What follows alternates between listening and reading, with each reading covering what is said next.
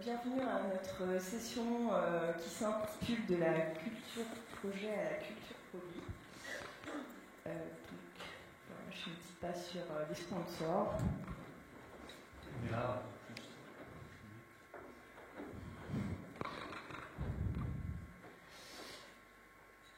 On va se présenter très rapidement. Donc moi je suis Céline Steder, j'ai fondé Coactive il y a quelques années et j'interviens aussi comme coach agile. Et donc je m'appelle Grégory Alexandre, moi, je suis consultant chez Coactive depuis sa création et dans ce cadre-là je fais principalement du product ownership et un peu de coaching agile aussi.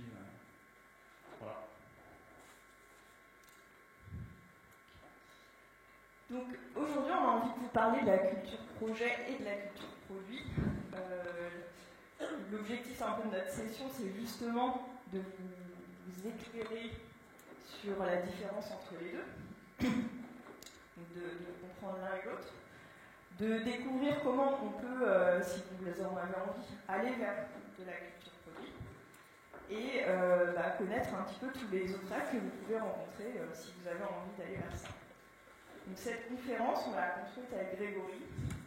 Elle n'est pas axée sur une vérité vraie qu'on tient, qu'on affirme, voilà. Elle est vraiment basée sur notre expérience, ce qu'on a vécu à travers différents contextes, missions, que ce soit il y a quelques années ou maintenant, on a essayé de synthétiser tout ça.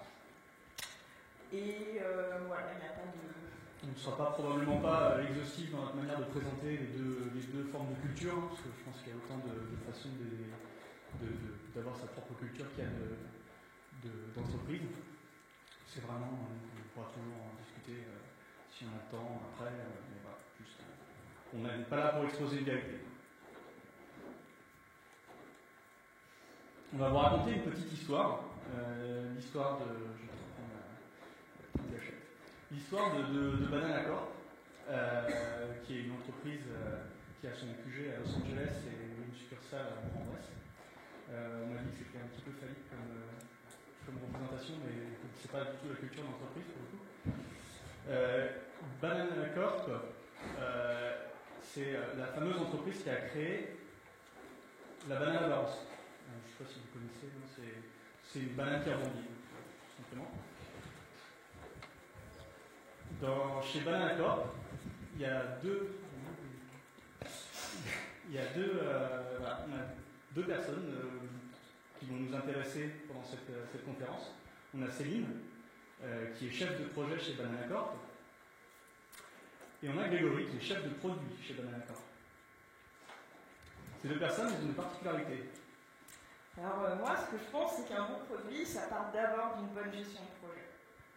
On ne peut pas atteindre un bon objectif si on n'a pas bien géré le projet, qu'on a bien... Voilà. Moi, je pense qu'on peut faire un bon produit sans jamais mentionner la notion de projet. Voilà, juste en parlant du produit. C'est un parti pris. Ouais, donc, on a essayé de vous raconter un peu cette histoire par rapport à un contexte un peu bizarre, parce qu'on est dans un monde en fait où on va avoir deux mondes parallèles. C'est-à-dire qu'on ne va pas confronter les deux, mais on va vous raconter l'histoire qu'a vécu le chef de projet et celui qu'a vécu le chef de produit pour pouvoir justement un peu voir les deux approches. Donc voilà, on a une belle photo de Sliders pour ceux qui connaissent la série des mondes parallèles. Donc ces deux, Céline et Grégory, qui ont donc deux postes différents, travaillent sur le même produit. Leur produit, c'est la banane à couilles. La banane qui couille. Et on va vous présenter un peu les deux façons dont Céline et Grégory ont géré cette banane à couilles. On va commencer par le fameux projet de Céline. Donc, je vais vous raconter un petit peu l'histoire de mon projet en fait, chez Banana Corp. Donc moi je travaille avec les équipes métiers et puis on a eu une idée avec justement les métiers de se dire tiens, on va faire une banane qui couille. Du coup voilà, on a pensé à cette idée-là, on se dit ok, on va appeler le projet Banana Couille. À partir de cette idée-là, on a construit une expression de besoin avec nos utilisateurs, avec nos métiers, pour un peu avoir des éléments suffisants pour faire une étude de faisabilité. Une fois qu'on avait ces éléments-là, on est allé voir la DSI, parce que là on n'est pas dans une DSI, on va faire pas mal de rapprochements aussi avec les équipes informatiques, mais voilà, on est allé voir le centre de réalisation qui nous a, en fonction de notre besoin, donné du coup une estimation de coût en disant bah voilà, il va falloir X ressources avec telle compétence et on va arriver à un coût de 400 000 €. Donc à partir de ça, ok, on s'est dit faisons confiance à notre centre de réalisation, on va fixer notre budget global à 400 000 €. Alors comme on a envie d'accélérer les choses, on se dit bah tiens, je vais prendre une équipe qui va être composée de 5 réalisateurs. Je préfère en mettre plus, même s'ils sont un peu plus juniors, pour avoir une force de frappe un peu plus forte. Donc voilà, on a 5 réalisateurs et une personne qui va être dédiée à tester le produit. Donc à partir de ça, on construit une roadmap. Voilà. Et cette roadmap va nous donner une date d'atterrissage en fonction des ressources qu'on a mises et de notre budget. Donc on va arriver à une date d'atterrissage au 1er septembre. Comme on a envie de faire les choses voilà, de façon agile et de se dire bah, voilà, on a envie d'avoir du feedback régulièrement, de faire des choses un peu à la mode aussi, des choses qui marchent, on va partir sur des itérations de 2 semaines et on va utiliser Scrum. Donc voilà, à partir de notre roadmap, on va construire un backlog. De ce backlog de roadmap, on va ensuite coupler ça avec notre étude de besoin, notre expression de besoin, et on va commencer à écrire des user stories. On ne va pas tout faire, on va faire ça au fur et à mesure, voilà, des sprints, mais on va se caler par rapport à notre roadmap initial. Donc voilà, on commence à développer, on fait des cycles de 2 semaines, et puis au bout de 2 semaines, on va faire une démo aux parties prenantes du projet. Donc on va avoir le sponsor, on va avoir le chef de projet, l'équipe, voilà, toutes les personnes qui sont investies dans ce projet-là. Et donc ils vont nous faire des retours par rapport à est-ce que ce qu'on est en train de faire et de montrer, c'est bien conforme à ce qu'ils nous ont demandé, en tout cas dans la roadmap.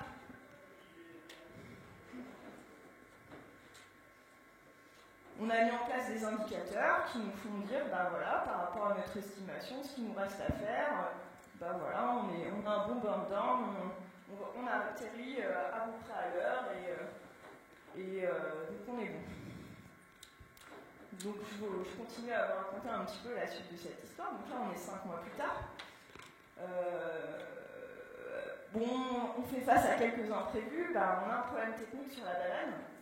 Et là, on se rend compte que ça ne colle pas trop avec le son et qu'il faut réajuster les choses. Donc on décide de prendre 3 personnes de plus, voilà, 3 ressources supplémentaires, et on rajoute 50 000 € de budget pour arriver à tenir notre engagement de départ, qui était au 1er septembre. Là, des utilisateurs et des personnes du métier viennent nous voir 5 mois plus tard. Là, on est à 1 mois de la fin du projet en nous demandant des nouvelles fonctionnalités. On est obligé un petit peu de refuser pour l'instant. On va plutôt penser à mettre ça dans le lot 2 parce que là, on doit livrer à l'heure et c'est important, donc on décale un peu ça. Donc, le bilan de ce projet, il est quand même super bon. On a réussi à livrer. On est très fiers de ce qu'on a livré. On a livré des choses, une banane de qualité. On a 1 mois et demi de retard, ce qui est quand même pas grand-chose. Donc on est content. Et on a dépassé le budget de 50 000 €. Voilà. Bon. Et en plus, ce qui est super bien, c'est qu'on a réussi à résister à l'équipe marketing qui nous a mis la pression à la fin pour nous pousser des fonctionnalités supplémentaires. Et ça, on est quand même super content. On va parler de nos produits. Nous aussi, on a commencé quand même avec cette idée d'avoir une banane qui fait du bruit. Et ce qu'on a fait, nous, c'est, à partir de cette idée, on a regardé quel était le marché correspondant à ce type de produit. Donc on a regardé nos utilisateurs potentiels, les tranches du marché qu'on pourrait toucher. On a aussi étudié notre concurrence. Notre concurrent principal, c'est Fastcore, qui sort à peu près un produit équivalent dans sa zone de marché. À partir de ça, on a décidé d'investir pour le démarrage 250 000 euros pour voir où est-ce que ça nous met avec un plus petit investissement à la base. Et par rapport à cette étude de marché qu'on a fait avec notre concurrence, on a su que Fastcore allait sortir leur produit aux alentours du 6 septembre. Donc nous, on s'est dit, on ne va pas arriver après Fastcore, il faut qu'on arrive avant, on sort notre produit le 31 août. Et voilà ce qu'on se fixe. Le 31 août, ce sera la date de sortie de notre produit. À partir de cette idée d'une banane qui fait du bruit, hein, on a notre produit de base qui est une banane à bounce, on veut le faire évoluer, on a fait deux hypothèses. Cette hypothèse, c'était la banane queen et la banane ananas, qu'on a proposé à un panel d'utilisateurs, des gens de confiance, hein, des utilisateurs qui sont des utilisateurs de la banane à bounce, mais on a aussi essayé d'attaquer des gens qu'on ne connaissait pas. Et on leur a demandé de choisir entre eux, qu'est-ce que vous préférez, la banane queen ou la banane ananas. Et le choix a été porté sur la banane queen. L'étape d'après, créer une équipe. Nous, ça nous a pris pas mal de temps de créer l'équipe parce qu'on voulait une équipe avec un vrai sens. On est une équipe, on n'est pas des experts dans notre technologie et dans nos compétences qui travaillons auxquelles dans la même pièce, mais pas ensemble. Nous, on voulait l'équipe magique, l'équipe qui s'entraide, l'équipe qui discute. Et bon. Donc on a pris trois personnes en technique, on a pris 2 personnes pour de la production et un testeur. On voulait forcément des personnes qui techniquement envoient du pâté, hein, c'est pas non plus, c'est un peu notre but, mais aussi on voulait des personnes qui questionnent un peu le fonctionnel, qui s'intéressent au produit, qui soient sensibles au produit, qui ne soient pas juste là à produire ce qu'on a demandé, mais aussi à nous challenger potentiellement, à challenger le métier sur est-ce que la fonctionnalité que vous êtes en train de faire, c'est la bonne. Avec cette équipe, on a discuté à quel serait le plus petit produit possible, le produit le moins cher, qu'on pourrait commercialiser, qui pourrait déjà commencer à nous apporter de l'argent, par exemple.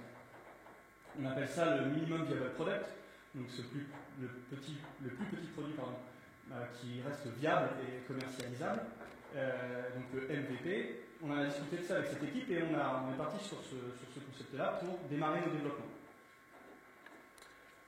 On a construit un backlog, c'est aussi du Scrum, et les user stories correspondant pour démarrer ce MVP, parce que parfois on commence, on a écrit ces deux choses-là.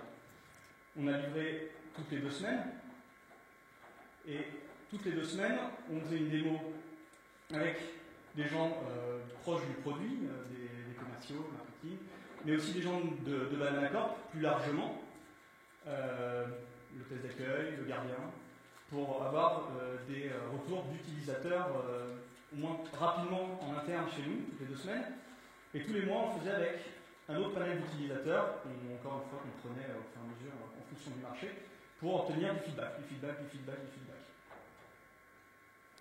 Pendant le développement de notre Banana Queen, on a eu des petits questionnements techniques et fonctionnels.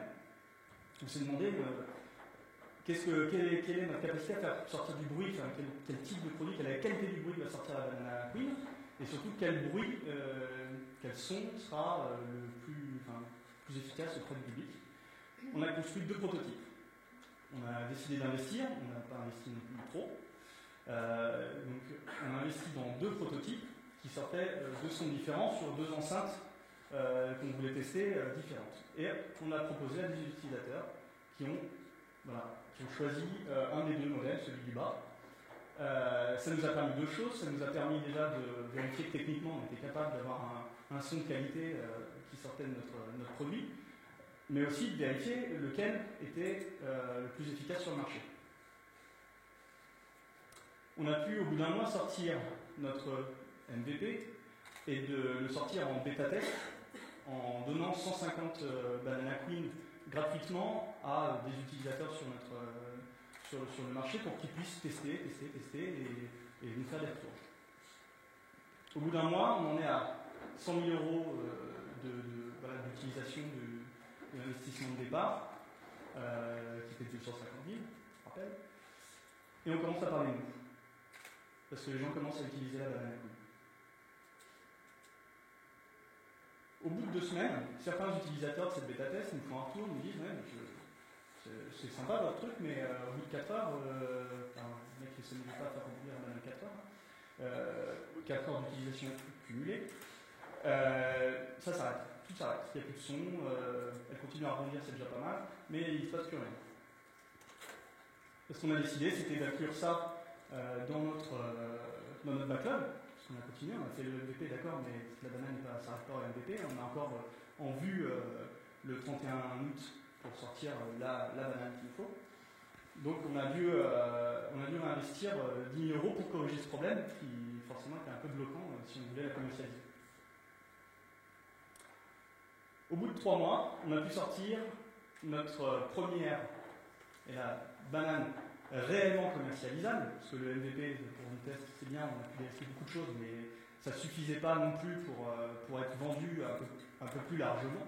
Donc au bout de 3 mois, on a pu sortir notre première banane commercialisable qui faisait plus d'un seul son. Il faut aussi le bouton. Pour 260 000 euros, soit 10 000 euros qu'on a réinjecté pour les problèmes techniques aussi qu'on n'avait pas prévu à la base dans l'investissement. On en est à 260 000 euros, on est plutôt proche de l'investissement de départ. Et elle est commercialisée à un peu plus grand nombre. On continue, toujours pas terminé, toujours pour le 31 août. On continue le développement pour arriver sur le marché.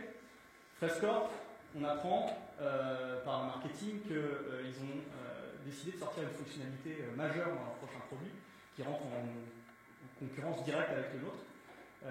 Et là, le marketing arrive en compte, il nous demande 3 fonctionnalités qui, en urgence, qui font un petit peu changer le backlog.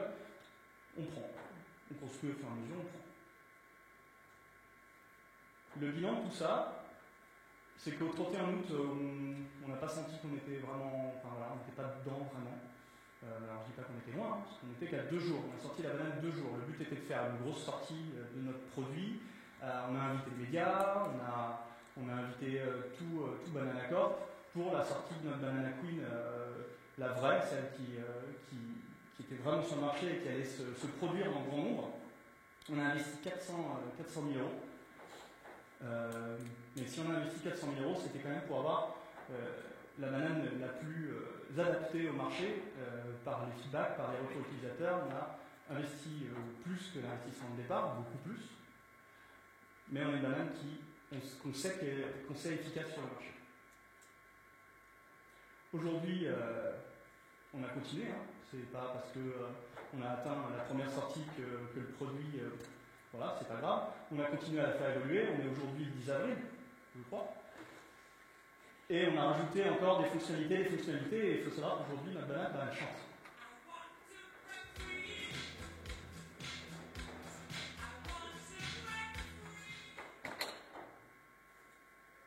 Et donc là, on va faire un petit résumé un petit peu des 2 approches différentes qu'on vient de voir.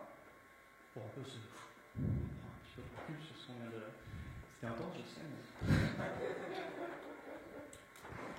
Mais... Et on va comparer un petit peu ce qu'on a vu des 2 côtés. Je vais rajouter un petit truc. L'idée ici, c'est pas de faire une accusation, je ne trouve pas les mots sur la culture de projet, c'est de montrer que dans un contexte traditionnel, en tout cas, on peut faire les choses un petit peu différemment pour aller vers la culture projet. Donc, pour résumer, on a établi une expression de besoin, notre périmètre de départ, et on en a déduit coût et date. Ça, c'est la première chose qu'on fait dans une gestion de projet traditionnelle. Contenu, et on détermine coût et date.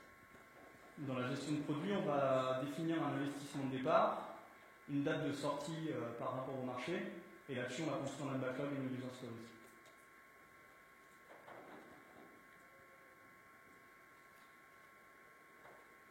côté culture projet, on se dit que voilà, il faut mettre pas mal de ressources pour arriver au but. Voilà, on prend un petit peu les meilleures compétences dans chaque équipe pour constituer l'équipe projet. Et voilà, on fait une équipe qui est souvent voilà, plus...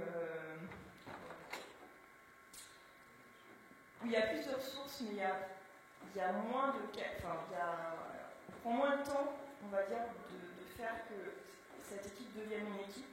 Et c'est souvent renforcer le nombre par la juniorité des personnes qui interviennent. Pour égaler le coût. Pour rationaliser les coûts.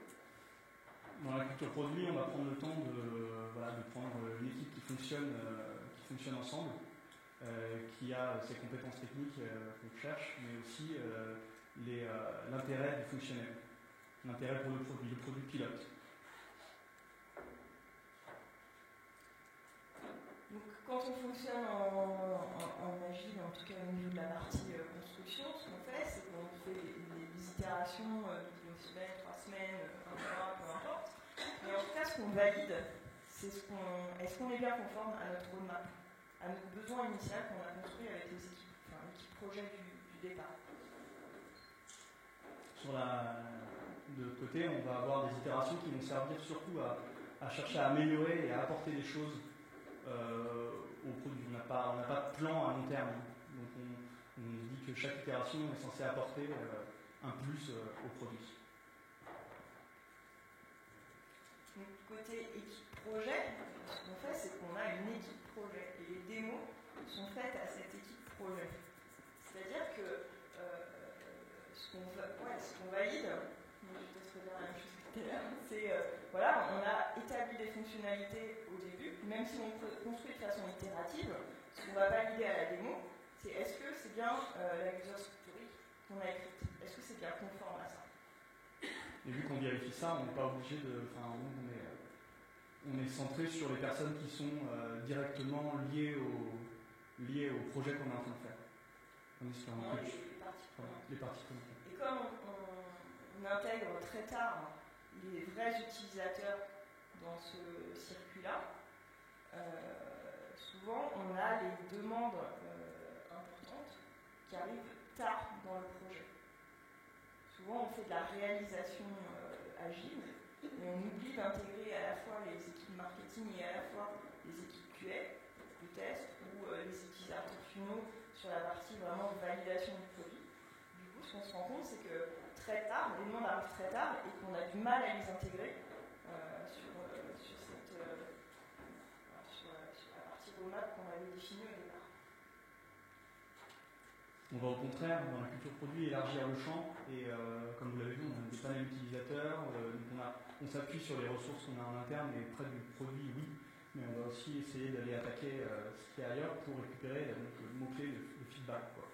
On veut des retours, on veut savoir ce qui ne va pas pour pouvoir y pallier et à la fin livrer un produit qui est dont tous les curseurs sont complètement sur le marché, quoi, et sur les clients potentiels. Et justement, pour revenir à la culture projet, même en faisant des démos, ce qu'on obtient, ce n'est pas des vrais feedbacks. C'est des feedbacks, des retours de l'équipe projet qui se disent est-ce que c'est bien ça que j'ai demandé au début. Parce qu'on est vraiment dans la culture de l'expression de besoin, du cahier des charges, et du coup, on ne confronte pas au terrain, contrairement à la culture produit.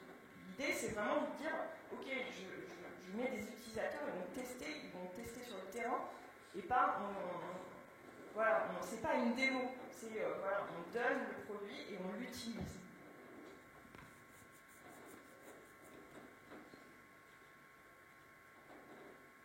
Donc par quoi commencer pour partir sur de la culture produit? Qu'est-ce qui manque et par quoi on peut commencer?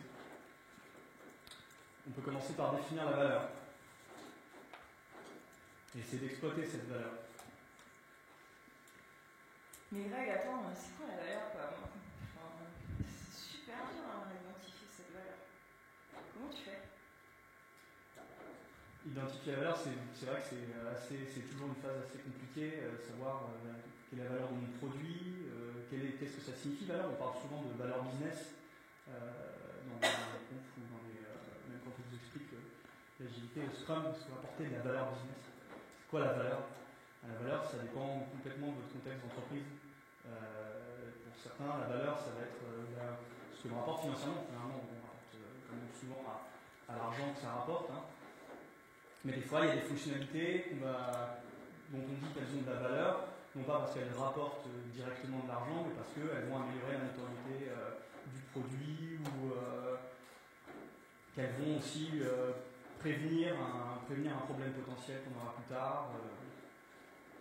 Mais c'est toujours quelque chose qui est très difficile à faire émerger dans l'entreprise. Et donc, le premier job à faire, c'est de vous poser la question, mais ok, c'est quoi la valeur pour moi, pour mon produit? Est-ce que ça me permet de trouver un nouveau marché? Est-ce que ça me permet de gagner du temps, de l'argent? Est-ce que ça me permet de réduire du risque? Voilà, de d'étaler un petit peu toutes ces sources-là. Et ça va vous aider après à justement valoriser vos fonctionnalités.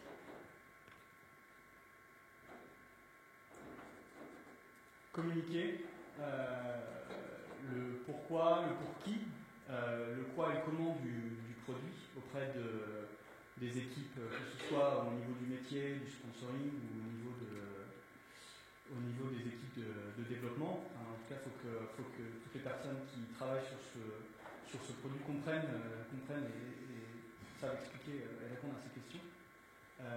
C'est important d'expliquer la vision que représente ce produit, la vision qu'on a, et la vision, d'accord, pour maintenant, mais la vision aussi à long terme, comment on va vouloir faire évoluer notre produit. C'est aussi poser ces questions et commencer à faire émerger ça, c'est aussi favoriser la communication verbale. Très important la communication verbale, on ne la parlera probablement pas ici quand même. Mais en fait, si vous commencez à discuter de votre point de vue auprès des différents groupes de personnes, vous allez générer de la communication entre elles. Et c'est important de créer aussi des communications transverses. Et pareil, on ne l'apprendra peut-être pas, communication visuelle. Appuyez-vous sur ce qui vous permettra de comprendre rapidement où on en est, qu'est-ce qu'on fait.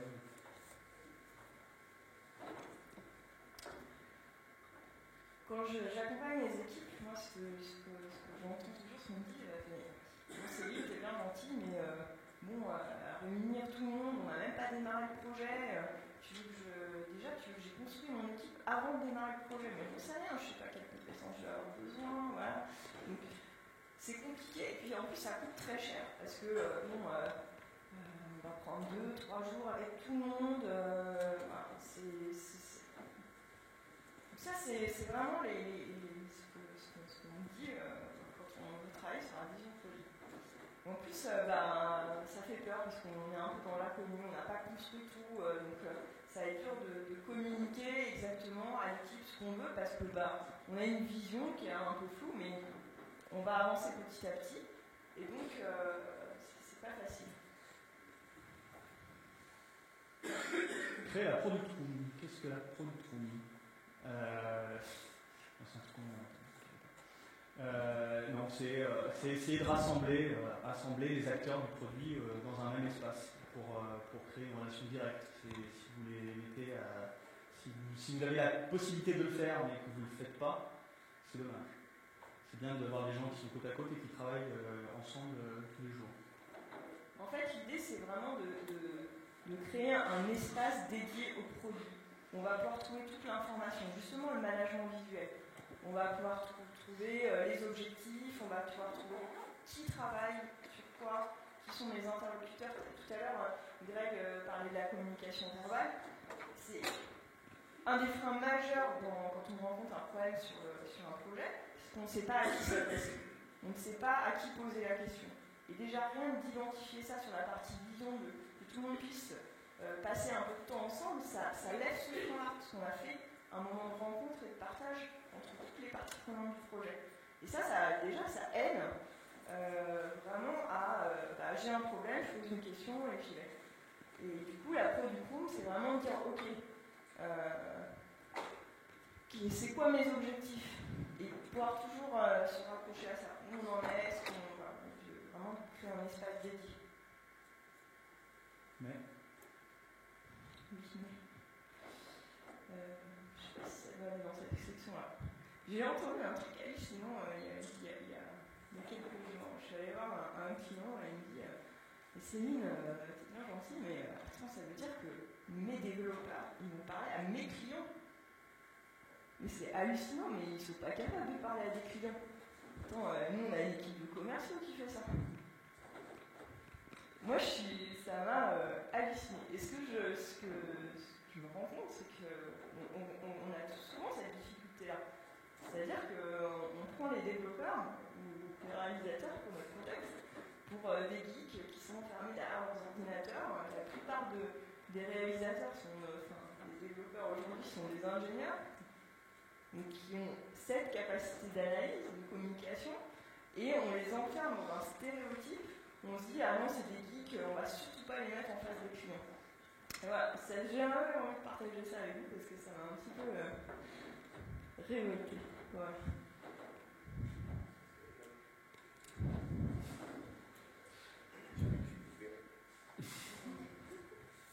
comprendre qui fait quoi. C'est important de savoir ce qu'apporte chaque acteur au produit. Savoir comment le commercial vend le produit, comment le marketing pense le produit, quelles sont les compétences dans vos équipes pour savoir aussi sur qui s'appuyer et quand il y a du partage, quand il y a du partage de compétences, quelque chose comme ça. C'est aussi potentiellement, alors on parlait justement d'accompagnement pour parler au client, mais c'est accompagner le commercial dans un rendez-vous client pour savoir comment lui vend le produit. Donc ça peut être intéressant de savoir exactement et comprendre la valeur ajoutée de chacun. Mais bon, ça fait se poser des questions qui sont un peu critiques quand même. C'est savoir si je sers à rien, parce que si mon rôle il est en trop. On peut avoir ce cas, si je fais une analogie un peu. Et quand on commence à transformer une entreprise, du Scrum, du machin, il y a des rôles qui ne se retrouvent pas, qui se sentent pas utiles ou ils sont un peu perdus. Voilà. Si je sers à rien, c'est quand même une question assez dangereuse. Dangereuse pas au sens, c'est une question qu'on a le droit de se poser, il faut se la poser. Et aussi, si ce que je fais, c'est pas ce qu'on attend de moi. Si mon rôle ne rentre pas vraiment, encore une fois, dans le cadre, ou si j'ai l'impression qu'on attend de moi autre chose que ce que j'ai le sentiment de faire. Et du coup, on passe aussi au début, sur la partie vision produit, on passe un temps justement à identifier, ok, moi, mes forces, elles sont et dans le produit qu'on va réaliser, comment moi je vais contribuer justement. Donc j'ai sûrement des compétences techniques, j'ai sûrement aussi des compétences relationnelles ou juste, moi je connais super bien les cas du support. Et ça, c'est des informations qui sont riches et qui peuvent justement aider dans la réalisation du projet. Tester, essayer, rater, réussir. Il y a des gens qui se posent encore la question de savoir s'il est intéressant de tester un petit peu ce qu'on fait plutôt que de garder ça dans un coin de sa tête. Voilà. Donc si c'est possible, essayez toujours de recommencer, de tester de nouvelles choses et de voir si ça marche, si ça ne marche pas, pour pouvoir réagir en fonction.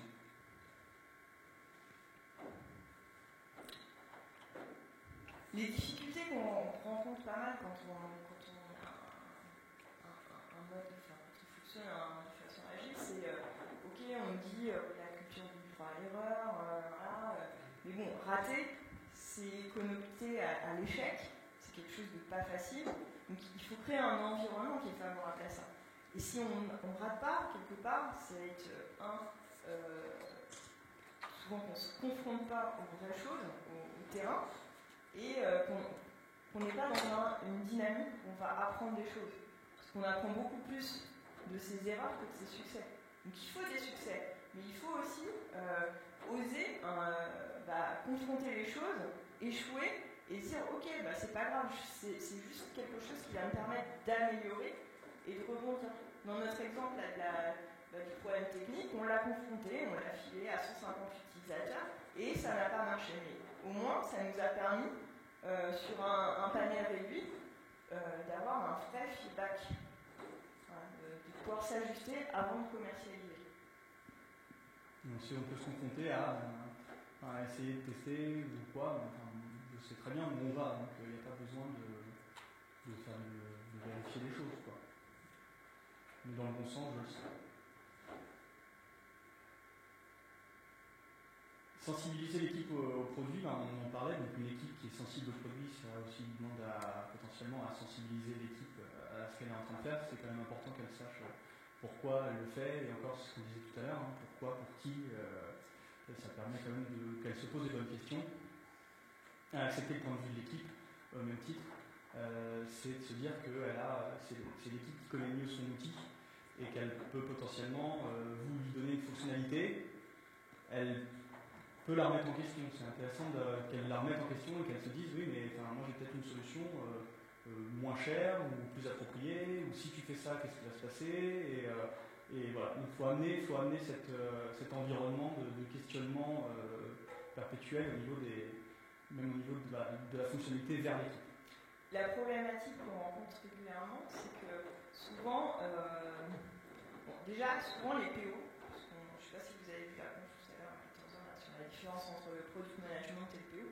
Aujourd'hui, la majorité des PO, en tout cas dans le contexte que j'ai rencontré, sont des gens qui sont issus de la DSI, qui sont en délégation d'un métier. Parfois, c'est des métiers, mais avec une culture DSI assez forte, et du coup, qui ont déjà la culture de la fonctionnalité. Et ils ont la culture souvent de la solution. Ils n'ont pas la culture du besoin. Et quand ils pensent transmettre un besoin à une équipe, c'est souvent déjà une solution. Et du coup, ça bride complètement la capacité de l'équipe, justement, à proposer des solutions techniques alternatives qui pourraient justement coûter moins cher ou qui seraient un petit peu différentes par rapport à l'idée du métier. Une autre des problématiques qu'on voit souvent, c'est qu'on fait, on défait, on refait, et souvent on me dit oui, je vais faire l'agile parce que ça me coûte moins cher. Faire l'agile, ça ne coûte pas moins cher. C'est une idée reçue qui est fausse parce que justement on va souvent faire et défaire.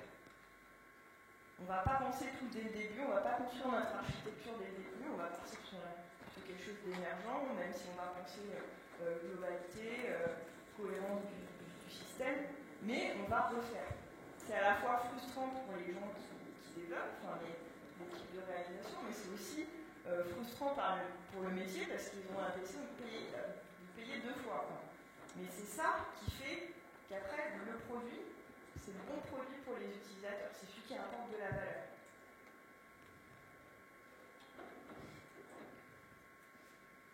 Feedback. Améliorer par du feedback et de l'interne et de l'externe. Je crois qu'il n'y a pas grand-chose à rajouter là-dessus.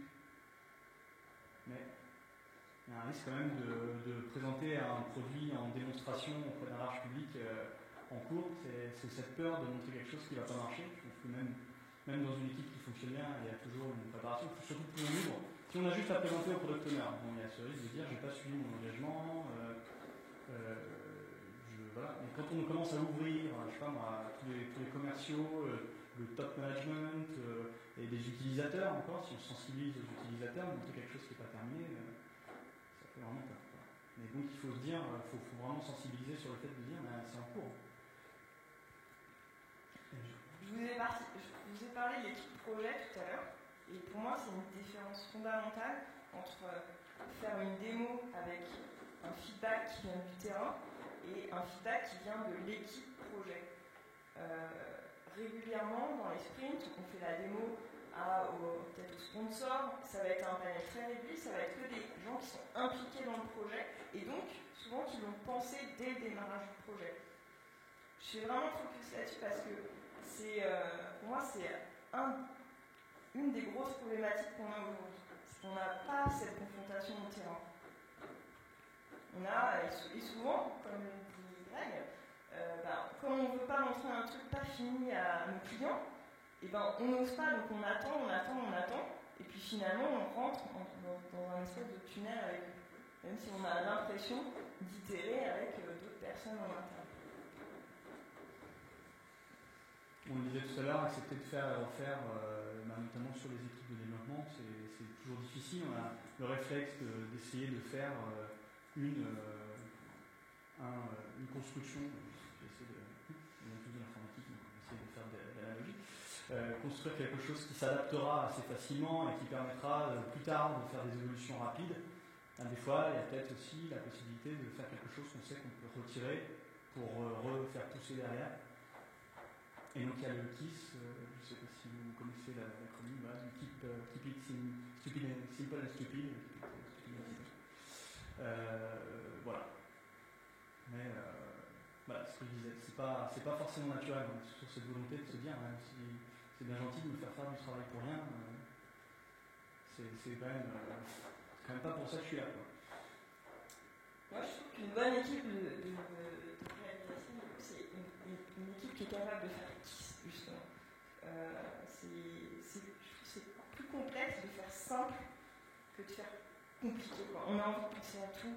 Et si on peut avoir quelqu'un qui challenge ça, c'est une vraie richesse. Quoi. Comment faire? On peut le faire plus simplement. Parce que plus simplement, ça veut dire aussi moins de code, souvent. Et donc, moins de code, ça veut dire moins de bugs.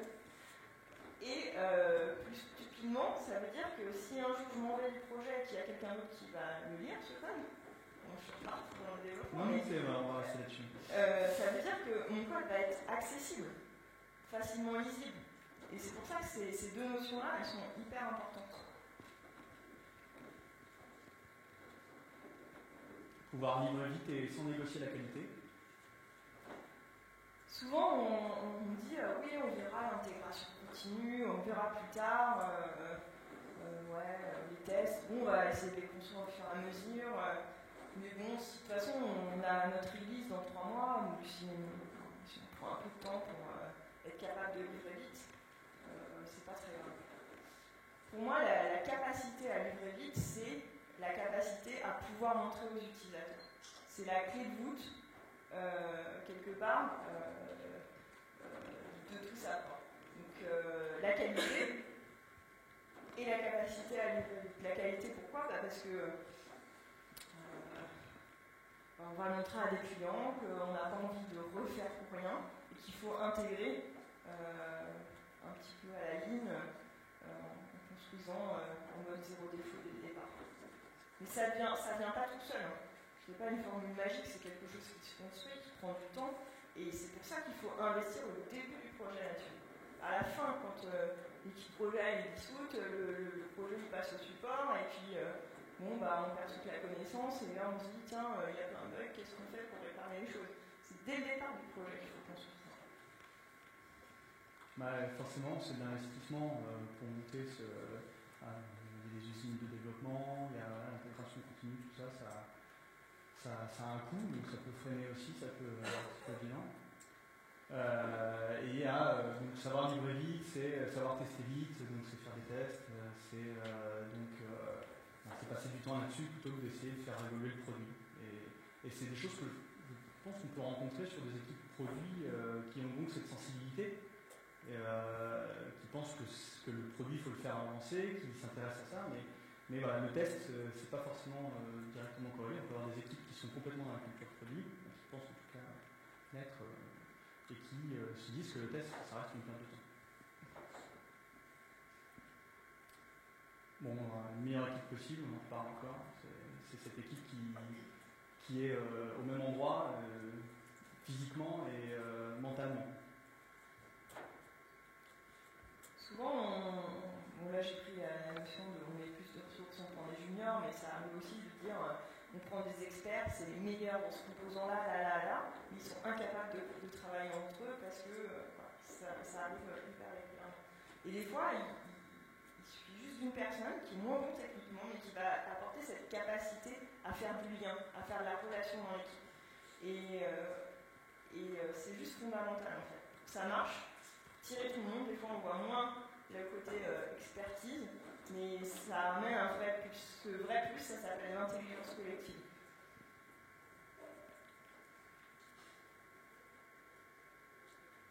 Voilà quelques ressources, si ça vous intéresse, des livres et des vidéos autour de la culture produit.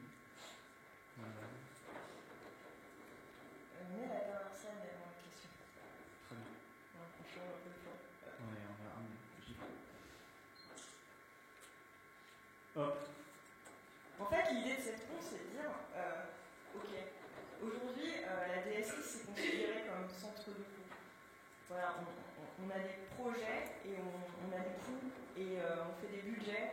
Et si on pensait les choses différemment, si justement on transformait cette équipe de réalisation, de passer de centre de coût à création de valeur.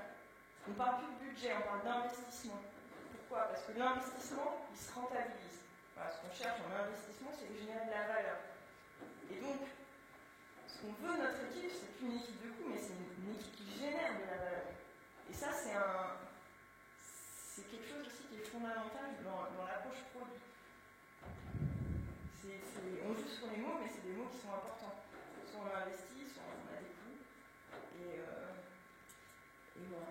Et on a quelques questions.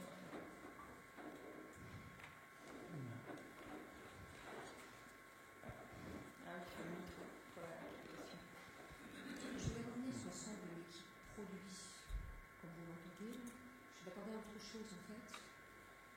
Dans l'équipe produit, effectivement, il y a la stabilité d'une équipe qui s'occupe d'un produit, mais au-delà de traiter des lignes, des items d'un projet, cette équipe pour moi elle traite aussi de la maintenance évolutive, elle traite du support, elle traite des tickets en production. Dans son backlog, il y a peut-être des lignes, un nouveau projet qui lui arrive, pour ce peu qu'il soit monodomaine. On ça que son ligne de produit. Mais dans son backlog courant, elle a, je répète, des tickets de production, des tickets P1 qui lui arrivent de façon imprédictible à traiter. Donc ça, c'est une vraie équipe produit qui a plusieurs choses à faire et non pas que un projet qui a déversé des nouvelles choses à faire dans son équipe produit. Oui, je suis désolée, j'ai prévu un truc sur cette partie. Voilà, cette gestion-là d'un backlog produit, c'est une dimension plus élevée que se dire qu'il y a un projet qui naît, qui crée une story, et qui est traité par une équipe produit, et qui n'a que ça à faire qu'à construire ces stories. Mais l'équipe produit, pour moi, elle est pérenne dans une société, et dans la vraie vie, elle a un applicatif qui tourne, des tickets en prod qui tournent, un éditeur qui appelle, avec qui ils sont obligés de faire du support, et effectivement des nouveaux projets qui naissent en 2014 qui vont se déverser dans son backlog. Mais qui se déversent également, si ces projets sont transverses, dans un autre backlog d'une autre équipe produit. Voilà, c'est cette réalité-là qui existe en fait dans les entreprises. Sinon, je retrouve en fait une dimension d'équipe projet, et qu'on ne va pas appeler une équipe projet comme on l'entend dans le classique auparavant, mais simplement une équipe de projet agile. Et qu'on aurait pris des ressources dédiées pendant 6 mois qui font effectivement que cette construction des stories de ce projet-là. Mais ça veut dire que ces personnes sont dédiées à faire que ça. Or, c'est-à-dire les autres sont restés à faire du support, les autres sont restés à faire des maintenances évolutives, les autres sont restés à faire ces fameuses équipes de production. Pourtant, ils font partie de la communauté. Je vous propose après de redistribuer la question suivante. Je vais réagir par rapport du coup à votre propos. J'ai oublié un truc fondamental dans la conférence. C'est qu'un projet, c'est un début, une fin, et que souvent, quand on construit une équipe projet, on la dissout après. Le produit, on le considère dans le temps. C'est-à-dire que quand on va concevoir le produit, on va aussi penser à comment il va vivre, comment on va le maintenir. Et c'est aussi fondamental dans la conception du produit. Souvent, quand on conçoit le projet, on ne va pas penser à est-ce que ça va consommer des machines sur les équipes de prod, quelles ressources je vais avoir besoin. On va le penser un peu, mais on ne va pas vraiment le construire dans le temps. Et l'équipe projet est souvent dissoute. C'est passé après à une équipe support. L'équipe produit, elle continue. justement, c'est pour ça que Greg a dit oui, on a le 10 avril, ça a continué, on a avancé. Voilà. On n'a pas traité trop cette partie-là, mais c'est quelque chose de fondamental.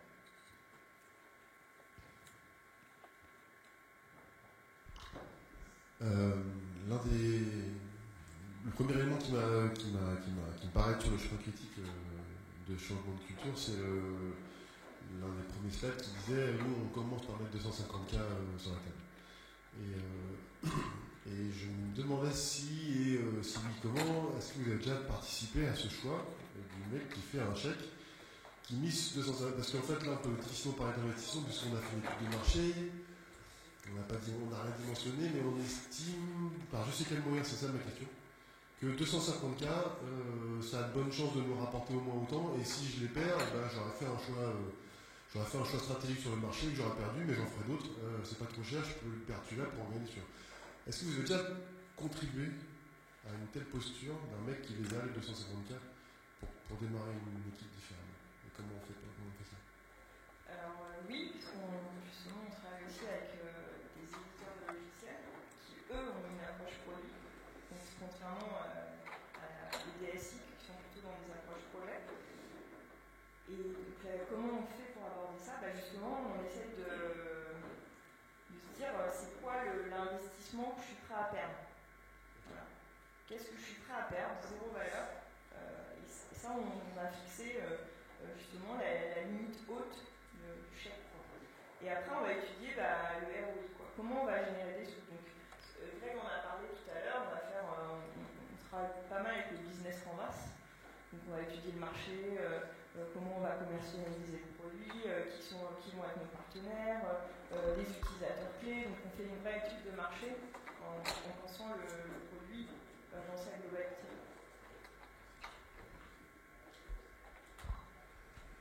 J'en profite. Si je reprends finalement la double présentation que vous avez faite, le côté produit, on pourrait le rapprocher quasiment du Lean Startup, ce qu'on peut lire aujourd'hui autour de ça. L'autre côté, ce que vous expliquez, c'est finalement un projet qui est fait en mode agile, mais qui pourrait constituer ou qu'on pourrait avoir en cycle en V habituellement, parce que finalement, la manière dont vous proposez ou la manière dont on itère toutes les 2 semaines et vous présente, on reste dans un effet tunnel et on présente au bout de 6 mois, on pourrait avoir exactement le même retour en se rendant compte qu'en phase de test ou en phase d'intégration, ça ne marche pas, il manque un morceau, etc. Du coup, ma question, ou plus exactement la manière dont vous présentez les différences entre projet et produit, c'est que mon interprétation, c'est qu'il vaut mieux faire du produit aujourd'hui que faire du projet. Est-ce qu'il n'y a pas des contextes dans lesquels, c'est une question qui est vraiment ouverte, du coup, le projet peut quand même fonctionner? Est-ce qu'il n'y a pas des contextes dans lesquels faire du projet ou continuer à avoir une culture de projet, c'est intéressant ou c'est une raison d'être? Je pense qu'à chaque entreprise, sa capacité à faire ce qu'elle a à faire, et aussi toute sa culture. Donc, oui, il y a sans doute, je n'ai pas d'exemple là, mais c'est sûr. Non, c'est sûr, j'ai juste pas d'exemple plus court.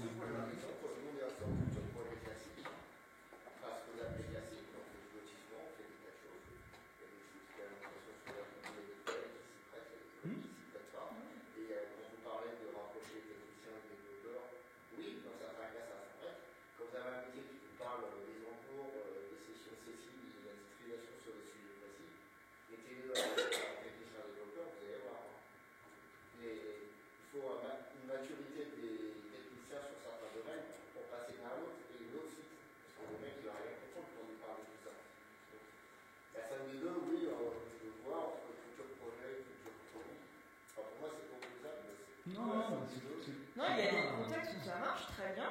Moi, j'ai travaillé dans des équipes où ça marche très bien. En fait, l'intention de ça, c'est de dire qu'on peut ajouter des petits trucs du produit, justement, dans la culture projet, pour avoir des petites améliorations aussi, qui font beaucoup de choses. Par exemple, étendre son panel de la démo avec juste des utilisateurs, on a juste l'impression que c'est pas possible, qu'il y a des freins, et ça ouvre plein de champs. Et de se dire, ok, on va changer notre roadmap parce qu'on a des feedbacks et on va sortir de notre roadmap, c'est pas simple, mais ça apporte aussi d'autres choses. De dire, on va construire une équipe, ça non plus on l'a pas dit, mais polycompétence. Une équipe produit, ça va être quelqu'un qui va travailler en marketing, UX, un testeur, un MOA peut-être pour traduire les besoins des utilisateurs, traduire à l'équipe de développement.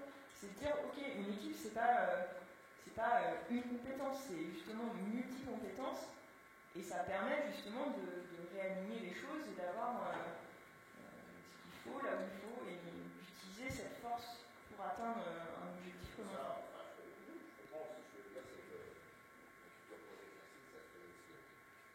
Oui, ça marche très bien dans certains contextes. C'est une question d'intelligence aussi de la date de ces équipes en cours, parce que maintenant, comme vous dites, je fais exprès, je veux faire caricatural, mais en français, le côté classique, la date de mise en marché, vous la décidez pas, parce que vous faites un planning qui sort dans 20 ans, vous dites ça quelle date, et pareil, après, il faut jouer entre les fonctionnalités, les produits, on va voir, on va négocier, ça discute, c'est tiré, et on va dire, on passe un futur produit, parce qu'on sait que la date de mise en marché, elle est bien.